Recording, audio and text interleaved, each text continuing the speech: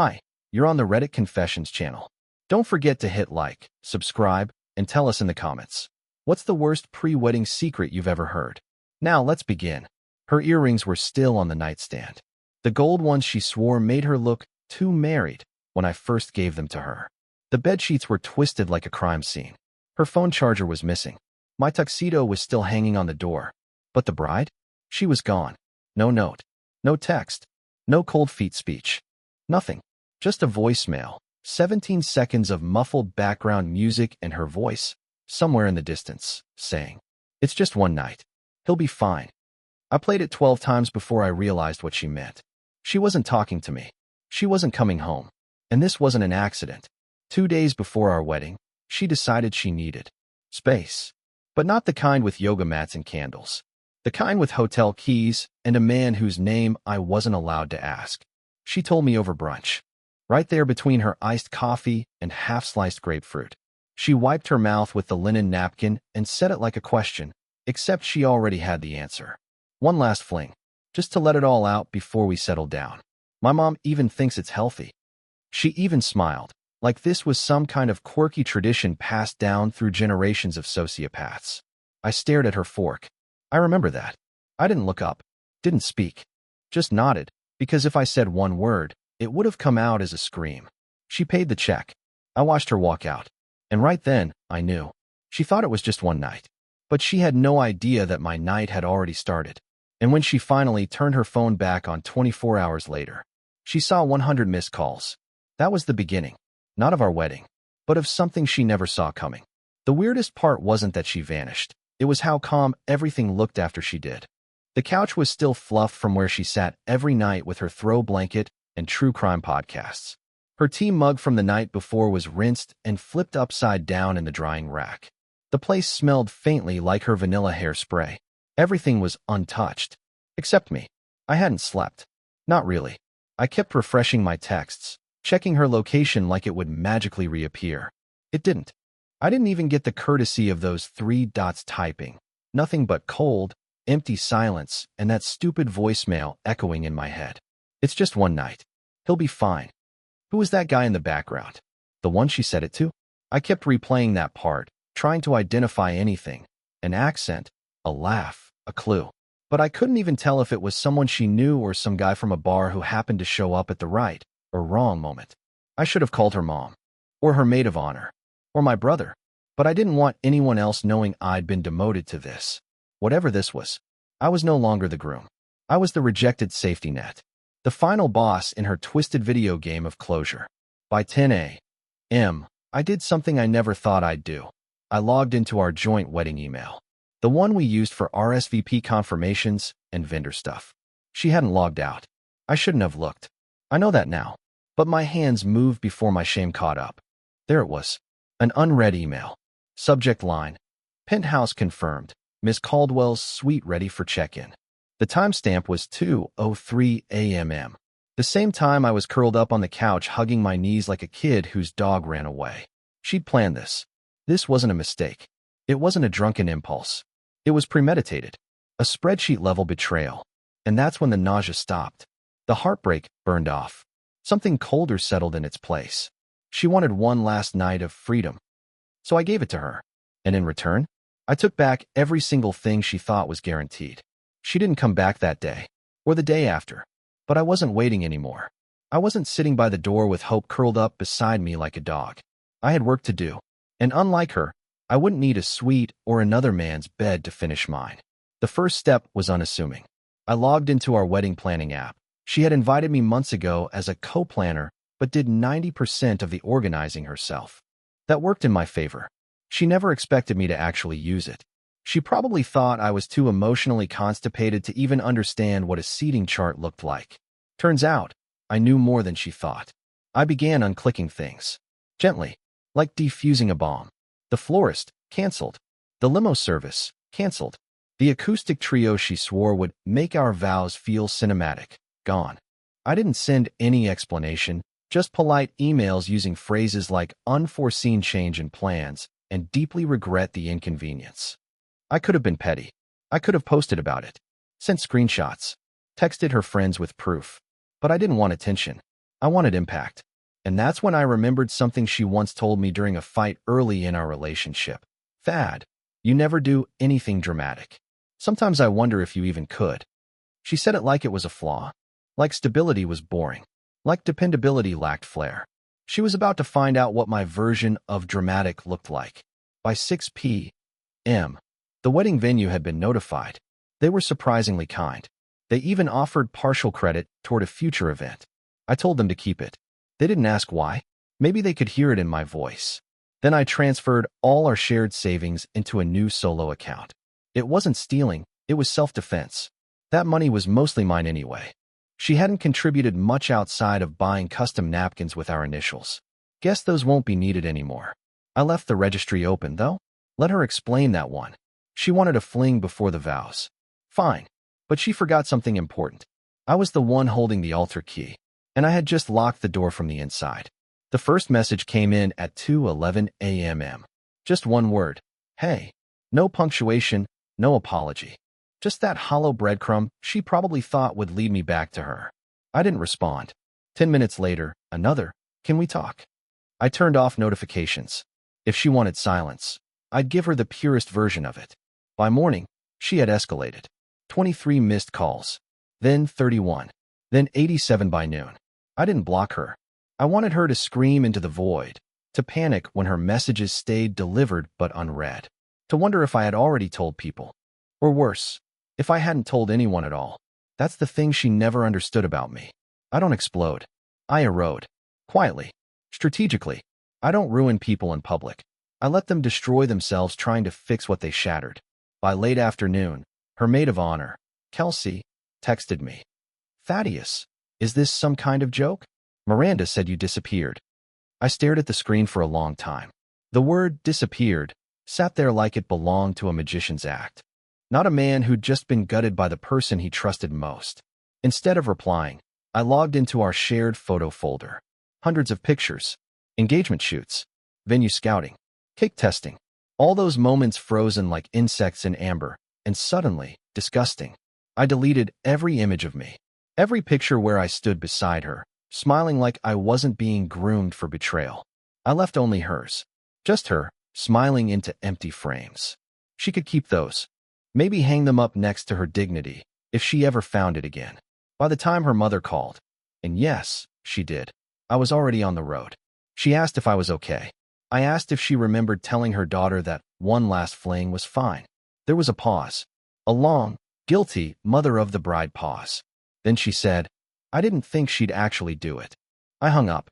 I wasn't driving toward anything in particular. Just away. Away from the apartment, from the tuxedo still hanging behind the bedroom door, from the scent of her shampoo that still clung to my pillow. I didn't need revenge. I needed air. And space. And silence. The funny thing is, she kept calling. 100 missed calls later, she still hadn't figured it out. She wasn't being ignored. She was being heard. In the worst way imaginable. The rehearsal dinner still happened. I wasn't there, of course. But I watched it. Not through a camera, but through the digital mess Miranda forgot to clean up. See, we had a shared Google Calendar. She never removed me. So I knew the moment people began arriving at the lakeside venue we'd chosen together. I knew the time the servers started passing out the sliders and wine. I even saw the update from the wedding planner. Bride running 20 minutes late. Groom? She still showed up. That's what cracked me open all over again. She walked into a room full of people who expected to see us. And instead of telling them the truth, that she'd traded our vows for a night she couldn't even fully explain, she tried to act like I was the one who broke everything. Word started getting back to me from a few groomsmen. Her story was vague, full of holes. Thaddeus had cold feet. He freaked out over something small. He's not answering because he's emotionally unstable. I almost laughed. I almost cried. Instead, I stayed quiet. I wanted her to burn in her own version of the story. I wanted her to have to keep lying, over and over, to cover a moment that she created and I simply walked away from. But fate has a funny way of pushing its thumb down when people least expect it. That night, someone leaked a screenshot. It hit the private wedding group chat around 10 p.m. It was blurry, taken in a hurry, but unmistakable. A shot of Miranda at the hotel bar, 2 nights prior, pressed up against someone who was definitely not me. His hand was on her back. Her eyes were closed. The timestamp? 2 hours after she left me folding napkins and choosing first dance songs. No one spoke in the group chat for a full hour after that. Then someone typed, "Was this the girls' night?" The silence that followed said everything. I didn't send the photo. I didn't even know who did. Maybe someone at the hotel who recognized her. Maybe a bridesmaid who finally couldn't keep quiet. Maybe karma itself had an internet connection. By midnight, she called again. But this time, it wasn't just her name on the screen. It was her name, plus FaceTime request. I didn't answer. I watched the screen blink until it timed out, and all that was left was my own reflection. Tired, sunken, hollow-eyed, but free. She wanted a stage. She got one. But now the audience was starting to boo. I never thought I'd see the day when Miranda cried in public. She was too controlled, too image-obsessed, too proud to let mascara run down her face in front of anyone but a mirror. But on what was supposed to be our wedding morning, someone sent me a video clip. I didn't ask for it. I wasn't even sure who sent it. The contact was just saved as Dylan DJ. Maybe he was trying to clear his conscience. Or maybe he just wanted me to see what the fallout looked like. She was at the venue. In her dress.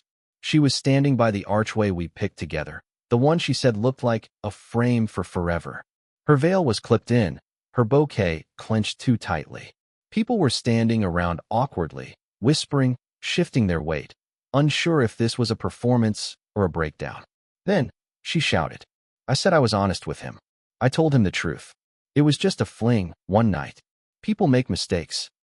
And then, right on cue, someone, I think it was my cousin Abby, muttered just loud enough for someone's phone mic to catch it. One night isn't a mistake when you plan it. That's when Miranda's face collapsed. I don't mean she cried. I mean her entire posture, her pride, her shell of self-control buckled like a cheap folding chair. She dropped the bouquet. She clutched at the hem of her dress like it could pull her underground.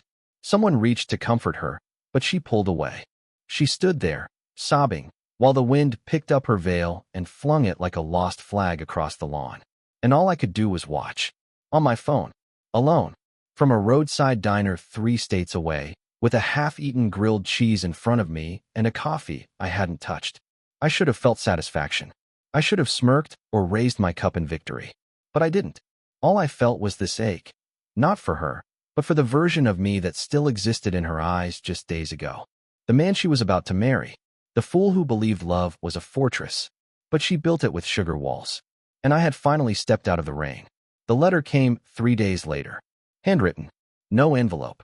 Just folded paper tucked between the storm door and the main one at my aunt's house. The only place I told the best man I might go. So now I knew someone had talked. Maybe out of concern. Maybe out of guilt. But I didn't blame them. I didn't even open the letter right away. I stared at the paper for an hour, like it might bite me if I unfolded it too fast. It started with my name. Not Thaddy or Babe or any of her usual performative nicknames. Just Thaddeus. Plain. Serious. Like she knew she wasn't writing to the man who used to leave her sticky notes on the bathroom mirror. She was writing to a ghost. Or maybe a judge. She wrote that she'd made a terrible, impulsive mistake. That it didn't mean anything. That the guy, his name was Drew, by the way, was a stranger she met during a bachelorette dare at a rooftop bar. She said she didn't even remember his last name. That the moment was stupid. Isolated. Human. She underlined that word. Human. She wrote that her mother never actually said cheating was okay. She just twisted the conversation because she was scared. Of marriage. Of permanence. Of what it would mean to never be able to make a mistake again. She said she still wanted to marry me. That if I came back, she'd stand in front of every person we know and tell them the truth. She'd apologize. She'd earn her way back into my trust, no matter how long it took. And for a second, just 1 second, I felt that flicker. That fragile instinct that makes you wonder if maybe, just maybe, love could survive something like this. That maybe we could. Then I turned the page over. The bottom corner had been stained by something, maybe coffee. Or tears. But all I could see was the indentation from something she'd scribbled before ripping off the page. It said, "Don't tell him everything." My stomach dropped. She had tried to cover it up. Maybe reused an old notebook. Maybe panicked and grabbed the first thing she could find to beg me back. But that imprint told me everything I needed. She hadn't written the letter to tell the truth. She'd written it because she had nothing left to lie with. I never replied to the letter. There was nothing left to say. She had used up every version of the truth she could twist, and all that remained were the fragments I had to sweep up on my own. But I didn't hate her. I think that surprised me more than anything. I didn't hate Miranda. I just didn't know her anymore. I stayed with my aunt for a while. She never asked for details, just made me tea and offered quiet company. And in that silence, something unexpected happened. I started remembering who I was before the relationship, before the ring, before I bent myself into shapes that didn't feel natural just to make Miranda love me more. I reopened my sketchbook. I hadn't drawn in years. Not because I stopped loving it, but because she once said my art felt too sad. Funny how I only felt peace when I picked up the pencil again. A month later, I moved into a tiny apartment above a bookstore in a town I never planned to live in. I started freelancing, started walking every evening, started smiling for no reason. There was no grand romance waiting on the other side of this, no dramatic rebound, no cinematic kiss. Just me, breathing, unfolding, becoming. And that was enough. Last I heard, Miranda moved back to her parents' house. I don't know what she tells people about the wedding that never was. I don't ask. I don't search her name. I don't wonder who Drew was. None of it matters now. Because healing didn't come in an explosion. It came in a quiet choice. A decision to stop chasing the version of life someone else promised me. A decision to stop being afraid of being alone and start being curious about what I could build without someone else's permission. I never got married, but I finally said I do to myself. Thanks for watching Reddit Confessions. Now it's your turn. What's one historical event that changed the direction of someone's life completely? Drop your thoughts in the comments. And don't forget to like, subscribe, and join us next time for another unforgettable story.